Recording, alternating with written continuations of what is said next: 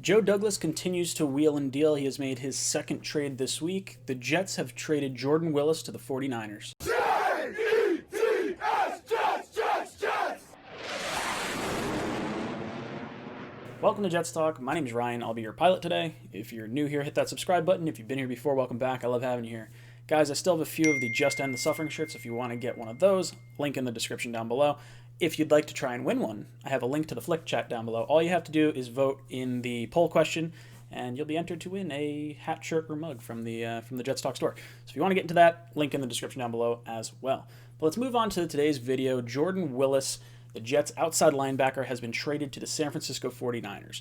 Jordan Willis is 25 years old, third-round pick from the Cincinnati Bengals back in 2017. He has spent the last 2 years with the New York Jets, and I'll be honest, when I saw the tweet come across my phone, I thought it was Jordan Jenkins. I was like, whoa, oh man, he finally making some moves. And no, I was a little surprised that it was Jordan Willis. Trade compensation-wise, we trade Willis and a 2021 7th-round pick for a 2022 6th-round pick. Jets save about $500,000 on the salary cap. He was due $800,000 roughly, and since we're halfway through the season, ballpark figures here, we're going to save about that much. Now, he has played on 42 snaps this season. He has recorded no tackles and has been inactive the last 3 games. So on face value, for me, I guess all the way around, you get more cap space, you get a higher draft pick, but in a weird roundabout way, it's kind of a lower draft pick. The way draft picks work and the way that people value them are a little funky. When you trade for, like, let's say I gave up a 5th-round pick in 2022, so 2 drafts from now. It would be looked at as if it were a 6th-round pick this year. So the Jets getting a 6th-round pick in 2022 is equivalent to what a 7th-round pick would be this year. So it's almost like a weird net neutral kind of gain, if you will. It's the second 6th-round pick that the Jets have picked up in the last week. And you might be thinking, what the heck is Joe Douglas doing? We're not really adding more picks for this year. We're taking away a few picks.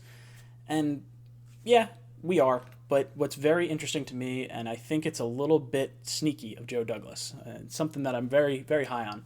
If you look at the salary cap, it's projected to drop from the $205 million this year down to $176 million.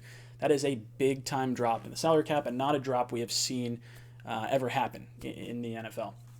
And when you look at the teams at the bottom of the list for 2021 salary cap, there is a lot of playoff teams that are over the cap, meaning they're going to have to either cut or trade players this offseason to make that cap threshold, which means the Jets, who are sitting at about $68 million in cap space next year, plus the rollover, so really looking around $80 million in cap space, are going to be in prime position to get some of these players. Now, of course, you're saying, well, Ryan, if the Jets are in position, they have all this money, we don't want to overspend on a ton of different players.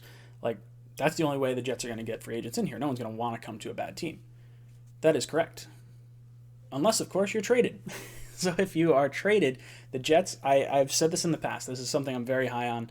If you are a bad team and you have a lot of salary cap space, it is worth your time to go out and look for good players on maybe bad contracts. But as long as that bad contract doesn't prevent you from retaining one of your players or bringing in an additional asset, why not bring in that athlete onto your team for just a draft pick? So Douglas bringing in these late round picks in 2022 are going to give us a little bit of ammo to pick up some players we may not have otherwise gotten.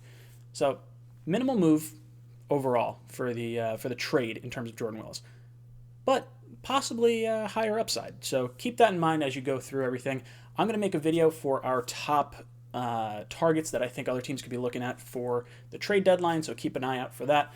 Like I said, if you want to get one of the Just End the Suffering shirts, link in the description down below, or if you want to win one, join the Flick chat in the description down below.